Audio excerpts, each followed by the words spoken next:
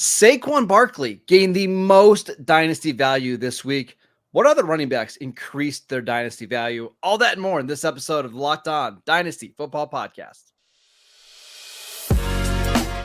You are Locked On Dynasty Football, part of the Locked On Podcast Network. Here are your hosts, Marcus Mosher and Kate Madjuk. Welcome back to the Locked On Dynasty Football Podcast, part of the Locked On Podcast Network, your team every day. We'd like to thank you for making us your first listen of the day. Today's episode is brought to you by Game Time. Download the Game Time app, create an account, and use promo code LOCKEDON for $20 off your first purchase. I am your host, Marcus Mosher. You can follow me on Twitter at Marcus_Mosher. Joining me today, as always, is Kate Madjuk. You can follow her on Twitter at Kate Madjuk. Also, check her out at Pro Football Focus and Behind the Steel Curtain. And it's a Wednesday episode, so that means, of course, Matt Williamson is here. Check him out on Twitter at Williamson NFL. Also, go check out his new YouTube channel. A ton of really good content over there. I believe Matt's Williamson NFL on YouTube as well, correct? It's the same. Yeah, it's both. At Williamson NFL. Thanks. Yeah, of course. So on today's show, we're going to be breaking down all of the action from free agency with a dynasty perspective. I want to first start at the running back position because I thought there were several running backs in this class that increased their value, including my guy Saquon Barkley. But Matt, who do you think gained the most value? Barkley is certainly one that pops off the screen. You and I were talking off the air. I think Aaron Jones is a better football player than Josh Jacobs. And then maybe we can go down that alley if you guys want. I mean, somebody like Kyron Williams comes to mind. I immediately just thought the guys that left town, but Steve Avila goes from guard to center, and then you have two mashers at guard. I mean, that's a great spot for any running back with the Rams. But my pick's a little bit lower down the list, and that's Gus Edwards. I mean, this guy screams Big 10, 4 yards in a cloud of dust, Harbaugh. Then you go sign a blocking tight end. Giddy up, Gus the bus. Okay, what do you think? I think that's very fair, actually, because you look at the offensive scheme, you look at the history of Jim Harbaugh in the NFL, you look at his history with Greg Roman, look at Greg Roman's history beyond Jim Harbaugh, and it's run, which is why I thought this entire way that they were building the offense around a franchise quarterback like Justin Herbert made absolutely no sense. But I mean, Gus Edwards, let's talk about Gus Edwards, because I think he has been a pretty solid NFL running back. I was honestly kind of surprised that the Baltimore Ravens wanted to move on from Gus Edwards in general, because I thought he screamed Raven through and through, but averaging 4.9 yards per carry over the course of his career this past season was the first season of his career where he hasn't averaged more than 5 yards per attempt. I think obviously having a few more touches on the body will sometimes see that efficiency drop, but in general, y'all, touch totals, he's had 729 career touches.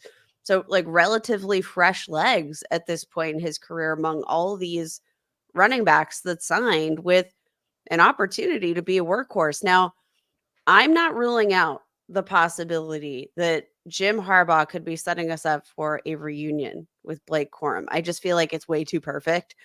The photos of them looking at each other, they look a little too happy and probably too sad to be departing. So I have a sneaking suspicion that's going to be Blake Corum's landing spot, and they're going to find a way to make it happen. So I think right now, Gus Edwards might be the answer, but come draft day, I don't know if that'll be the case much longer. It's hard not to say Gus Edwards as he's being drafted as RB63 in your dynasty leagues. He's going to be locked and loaded as an RB2 this year. So I completely agree. I'm going Saquon Barkley because Barkley going into the month of February was being drafted on average as RB10. And Matt, you and I were talking pre-show. You look at the names ahead of him, Kenneth Walker, Travis Etienne, Devon Achane. I kind of think he goes ahead of all of those guys now because of the situation. He goes behind the best offensive line he's ever played behind, the best offense that he's ever been in. I think he's just going to be really efficient. And now that the Eagles have locked him up to a multi-year deal, we don't have to worry about where he's potentially going to be over the next couple of years of his career. I think Saquon is right now back into the conversation as a top 5 dynasty running back. And we've seen over last year when Christian McCaffrey went from the Panthers to the 49ers, how much that increased his dynasty value. I'm not saying he's going to do exactly what McCaffrey did, but would I be shocked if Barkley was one of the top 2 or 3 fantasy running backs this year? Absolutely not. I'm glad you Finally mentioned give McCaffrey. a shout out to Josh Jacobs, who, Matt, you mentioned signed with the Packers, and I agree. I would argue that Aaron Jones, a better overall running back than Josh Jacobs. I think a little bit more well-rounded, but I mean, there have been 5 months in Josh Jacobs' entire career where he has had a lower dynasty value than it is at right now. Currently being valued as RB15 in Dynasty Startup ADP, courtesy of Dynasty League Football. And I'm going to argue that, we love to follow money, right? 4 years, $48 million to secure a long-term deal. You have to imagine that, barring a trade or barring something unexpected, Josh Jacobs probably going to play his last NFL snap with the Green Bay Packers. And I'm going to argue, if we even just see a repeat of the 2022 or 2023 season, and we could project them for literally no growth, and I still think this would be the best offense that Josh Jacobs has ever played on in his career. You look at the potential. He's an NFL rushing title holder. I wouldn't rule out with this caliber offense that there's going to be a lot of scoring potential here for Josh Jacobs. I think there's a lot of room for efficiency, especially given the fact that the Packers depth chart seems wide open with each option better than the next. This offense in general just so set up for success and efficiency. I think Josh Jacobs could have a career year in terms of his efficiency metrics across the board. Matt, what do you think on those 2 players? Yeah, I agree with everything you said about Jacobs. And I'm not just doing this because you did it to my Gus Edwards call, but I think there's a really good chance a day 2 running back lands in Green Bay as well. Very rude. Very rude. I couldn't help myself. I don't think Dylan's coming back. I mean, the wear and tear Jacobs has endured over the last couple of years, but all your eggs in that basket seems unwise. And I do like everything about what you said, though. The situation, they love him. Doesn't matter if you and I love him. They love him. Obviously, the money says that. So as for Saquon, I think his value goes up a lot, too. And I'm glad you mentioned McCaffrey because the Eagles are like the most analytically inclined front office in the league. I don't think they're just going to hand it to him 20, 30 times a game and bash him into a wall. I think they're going to use him as a weapon, as Jahmyr Gibbs, as McCaffrey, throw him the football a lot, easy completions for Jalen Hurts. And then one other thing, and this is kind of out there, but no Kelsey, new offensive coordinator, less tush push, maybe. Well, absolutely. I think one of the things that we're also got to remember is that Kellen Moore is the offensive coordinator in Philadelphia. And if you go look at at least Kellen Moore when he was with the Cowboys, they were always top 5 in the league in terms of rushing attempts inside the 5-yard line. Now, maybe that'll change because you do have Jalen Hurts, but I just fully expect Saquon Barkley to get the most rushing attempts in the red zone that we've ever seen before. And I'm sure his touchdown upside will be limited a little bit. He's not going to get the McCaffrey workload there. But Matt, would it surprise you if Saquon averaged 5 yards a carry and caught 60 passes this year? I mean, remember the season Miles Sanders had 2 years ago. I mean, Miles Sanders is a wannabe Barkley going back to his Penn State days and, looked up to him, and he's 2/3 the player. I mean, and Barkley, to me, hasn't lost anything. I think Saquon, we often talk about running backs are really a redraft analysis. He's going to go high in redraft. I mean, maybe I want McCaffrey, Breece Hall, Bijan, but that might be it. I mean, so if he's 4th or 5th running back off the board, he immediately goes up in value. Kate, any final thoughts on Saquon before we move on? My only question, so obviously you mentioned this, Matt, the departure of Jason Kelsey in free agency, who I'll point out this year in his ripe old age of 36 was the Eagles' top graded run blocker. And obviously a big core on that offensive line. Is there any concern about that efficiency with the loss of a player that is such an anchor on that offensive line like Jason Kelsey? He's definitely going to be missed. I mean, there's just no way around it. I mean, Beef Jurgens is there, but that's not the same, They're going to still be good on the offensive line, though. They still They'll have, draft somebody. yeah, they'll draft somebody. They just locked up Landon Dickerson to the biggest Mhm. contract ever for a guard. I think they're going to be okay on the offensive line. Let's talk about some wide receiver movement, including a wide receiver from these two's favorite team, Diontae Johnson. We will discuss that next. This episode is brought to you by BetterHelp.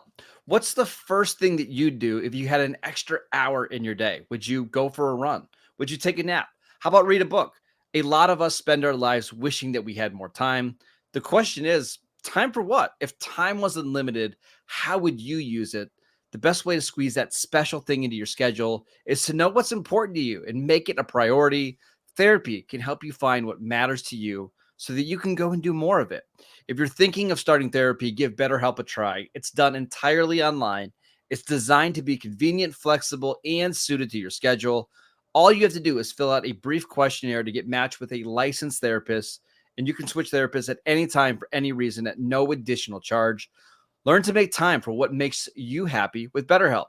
Just visit betterhelp.com/lockedon today to get 10% off your first month. That is BetterHelp, HELP.com/lockedon. Welcome back to the Locked On Dynasty Football Podcast. We want to let you know that Locked On has launched the first ever national sports 24/7 streaming channel, Locked On Sports Today. Baseball fans, mark your calendars for March 20th at 7 p.m. Eastern Time for the best MLB season preview coming exclusively to Locked On Sports Today. On March 20th, again at 7 p.m. Eastern, be the first to get local insights from MLB experts of the Locked On Podcast Network. Find it on March 20th at 7 p.m. Eastern on the Locked On Sports Today 24/7 streaming channel on YouTube or on the free Amazon Fire TV channels app. All right, Matt, I want to ask you about Diontae Johnson going to the Panthers. We knew the Panthers were going to make some sort of move at the wide receiver position. How do you think this impacts his dynasty value going from Pittsburgh, playing with Kenny Pickett and Mason Rudolph and Mitchell Trubisky, to now playing with Bryce Young? I think it definitely spikes. I mean, clearly he's their best guy. He excels versus man coverage. He's a very good route runner. He has some things that make you a little crazy, but compared to what they were throwing to last year, I mean, it's much better for Carolina. This is going to be a theme from now to the draft, though. I mean, are the Panthers done? Could they still throw a second-round pick for T. Higgins? Could they use a second-round pick on one of the Texas receivers or whomever, Franklin? I mean, there's tons to pick from.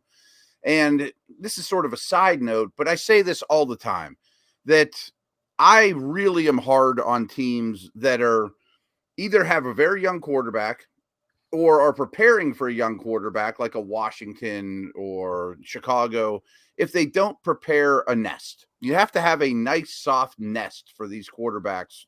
And Carolina's nest was rock hard last year. It was not a soft landing spot at all. But to their credit, they're turning their defensive assets and money into a nest for Bryce Young, including overpaying 2 guards so that they don't get pressure up the middle. So the offense almost has to be better. An offensive-minded head coach. I don't look at this as, oh, that's going to be the worst offense in the league again. So I think it's a really good spot for Johnson, but I'm not so sure that another guy won't emerge too. Kate, what are your thoughts? I definitely think another guy has to emerge. Like, I don't think anybody's going to look at Diontae Johnson, who is one of my favorite wide receivers. Very sad to see him go. And, but, a solid separator. Like, he's just a good NFL wide receiver. He's had some issues with drops in the past. Obviously, that doesn't impact fantasy value unless it gets you knocked off the field. But I actually think, like, from a value perspective, if we're going to look at Johnson as a potential, like a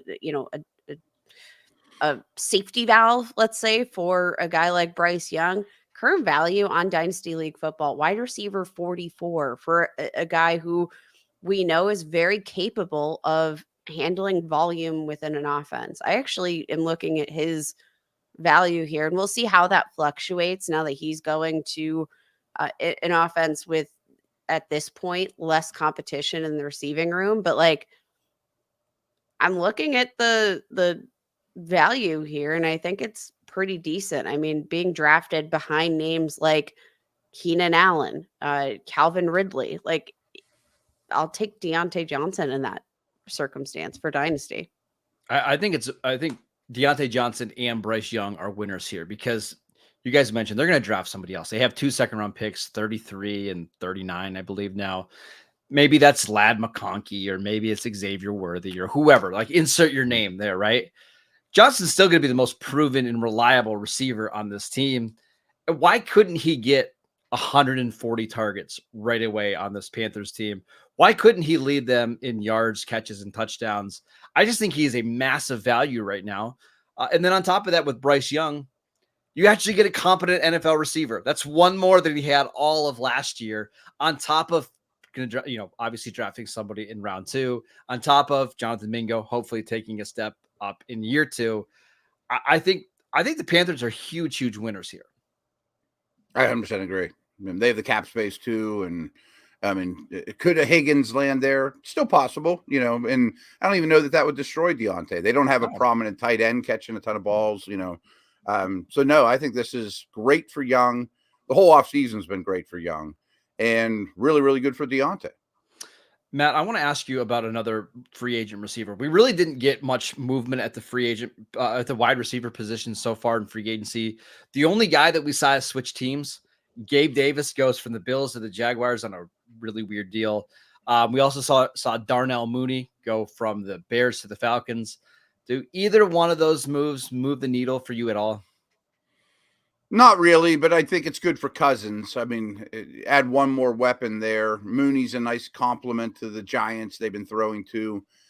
I think Gabe Davis is one of the most overrated players in the league, and projected him to be one of the most overpaid players in free agency. That came to fruition by a team that goes crazy in day 1 of free agency year after year. And 2 years from now, we're going to say, and Gabe Davis is a cap cut. I mean, like the Jags are notorious for this. I mean, 2 years after you sign with the Jags, you get cut because they signed you to too big of money. I mean, Zay Jones might be the next one. And no, I want really nothing to do with Davis. I'm not real excited about Mooney, although he's sort of a buy low as a throw in a deal type of situation. Kate, thoughts on those two? I'm kind of right along with Matt here. I not all in. No, like what I think both of those players offer to their respective teams is a lot more than I think dynasty managers are going to see them offered to their dynasty teams. Like both of their play styles, I think much more complement being a threat on the field that defenses have to account for, as opposed to being a threat that opposing fantasy managers need to account for. And I'll leave it at that. I actually think the Gabe Davis signing helps Trevor Lawrence a little bit. He just gets somebody else that can be a little bit of a vertical field stretcher. Obviously, Christian Kirk coming back. I've got to expect that Calvin Ridley is going to resign. They have Evan Ingram. It just gives him one more NFL receiver. I know that bar is really low, and I know they probably overpaid for just a solid player. But I do like that Trevor Lawrence has even more weapons at his disposal. But in terms for Mooney and for Gabe Davis, I don't really want anything to do with either of them in my dynasty leagues. But there is a receiver that I'm really interested in buying this offseason, and that is George Pickens. Ooh. Now that Diontae Johnson is gone, let's talk about his dynasty value with the Steelers next. This episode is brought to you by Game Time. You shouldn't have to worry when you're buying tickets to your next big event. Game Time is the fastest and the easiest way to buy tickets for all the sports, music, comedy, and theater events near you. With killer last-minute deals, all-in prices, views from your seat, and their best price guarantee, Game Time takes the guesswork out of buying tickets. Game Time is the only ticketing app that gives you complete peace of mind with your purchase. See the view from your seat before you buy so you know exactly what to expect when you arrive. All-in prices show your total upfront so you know that you're getting a great deal before you check out. Buy tickets in seconds with just 2 taps. Take the guesswork out of buying tickets with Game Time. Download the Game Time app, create an account, and use promo code LOCKEDON for $20 off your first purchase. Terms apply. Again, create an account, redeem promo code LOCKEDON for $20 off. Download Game Time today. Last minute tickets, lowest price guaranteed. Welcome back to the Locked On Dynasty Football Podcast. Everydayers, on tomorrow's show, Kate and I are going to continue our rookie profiles. We're going to look at Jaden Daniels and his dynasty value, where we project him to go in the NFL draft. So make sure you tune in for that. Friday's show will be Bo Nix from Oregon. Again, we're finishing up these quarterbacks here, so be on the lookout for those episodes. But I want to finish up here with George Pickens. Now that he is the clear-cut number one receiver in Pittsburgh, we expect something else to happen there. But, Matt, are you buying George Pickens now that Diontae Johnson is officially gone? I've been buying him for some time, and that was before this news. It was before the Wilson news. And I'm jaded. I watch him in practice all the time, and he's pretty jaw-dropping, to be honest with you. And that's time and time again. Now, we talked about – I think he's a really good fit with Wilson, too. I mean, they're going to throw deep balls. He's going to be the deep ball guy.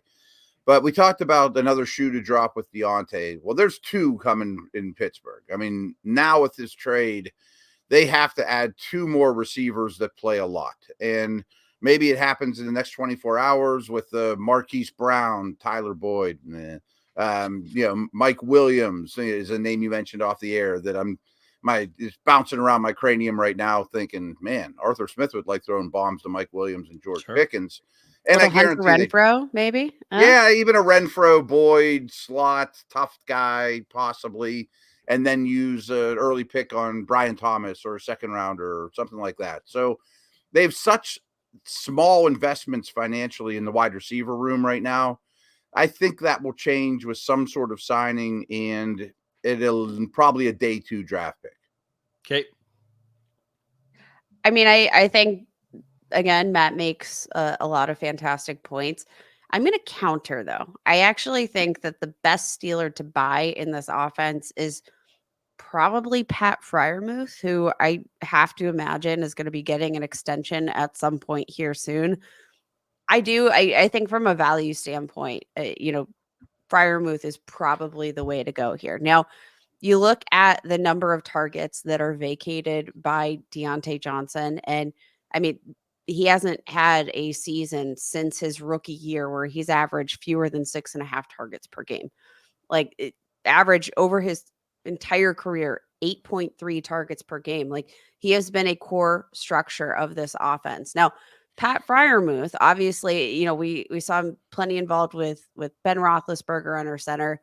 His role in year 3 definitely diminished. Only had 47 targets, did miss a little bit of time with a hamstring injury, but I do think all in all, one of the best receiving tight ends in the league when he gets the targets. Now, there's probably a lot of question marks about Russell Wilson and the usage of tight ends. Tight ends haven't been a prominent feature of his game over the last several years, but I'm also going to make the argument that he hasn't had all that many great targets at the tight end position.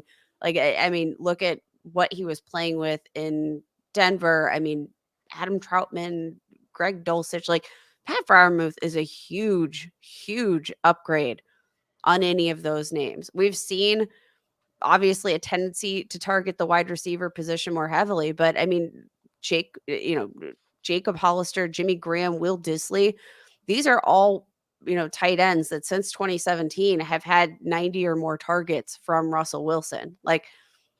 I think there's a lot of potential here for Pat Freiermuth. I think from a value perspective, you can get Pat Freiermuth at this point probably a lot cheaper than you can get George Pickens, especially in the wake of this news.